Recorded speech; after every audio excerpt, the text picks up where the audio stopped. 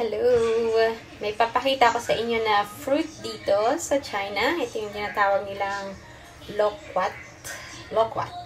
Hindi ko sure kung tama nga ang pagkaka-pronounce ko. Pero, ano siya, ito yung itsura niya. Okay. First time ko na matikman tong fruit na to. Kasi sa China lang yata itong puno. Isa tong puno. Tapos, try lang natin ha. So, may skin siya na kailangan natin tanggalin. Ayan. Tanggalin lang natin siya. Tanggalin ko siya. Ayan. Pakita ko sa inyo. Ayan. So, manipis na manipis lang yung balat ng loquat. Ayan. Tsaka, maganda daw to. Healthy. May anti-inflammatory na ano siya, na effect. So, disclaimer, hindi ako doktor ha.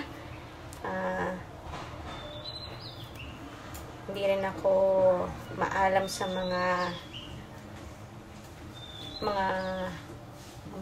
yung mga science and herbs, ganyan. Basta, na-research ko to sa Google. Yung husband ko. Na-research ko siya. Tapos, napaka-ganda pala nitong fruit na to. No? Maraming health benefits. Especially nakakatulong sa mga tao tuwing spring. Pantang ganitong April na maraming mga pollens galing sa mga puno na lumilipad. Malimit umuubo at saka nag-sneeze, atching yung mga tao dito. So, maganda siyang fruit in this season. Maganda siyang kainin in this season. Nakakatulong daw siya sa lungs. Ayan. So, anyway, ayan. Tignan na natin. Medyo maasim siya. Pero talaga naasiman ako.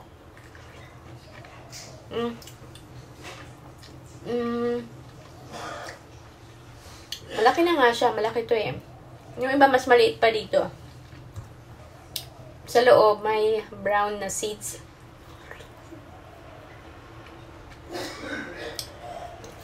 So, ito yung isa sa mga fruits na hindi ko alam noon. Pero ngayon, syempre alam ko na.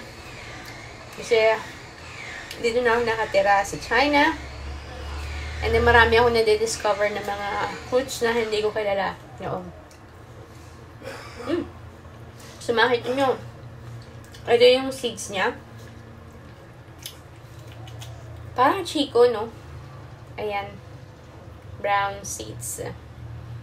Sabi ng nanay ko, dalhin ko daw yung mga buto para italim ko daw dun sa Pilipinas. Ayan. Ewan ko kung tutubo ito doon.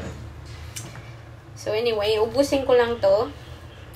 Siguro 2 to 3 of these fruits a day, okay na. Kahit healthy siya, hindi rin tayo pwedeng kumain ng sobrang dami. Kasi yung fruits, may iba-iba silang, alam mo na itutulong sa katawan natin. So, yung unang bite, maasim. Pero, yung mga sumunod, okay na. Hindi na siya sobrang asim. So, in springtime, ang season nito, April, May. Nasa China kayo, make sure na bumili kayo ng fruits na loquat. Ayan. Mas maganda kasing kainin yung mga in-season na fruits and vegetables. Okay. So, yan na lang po ang video natin about loquat.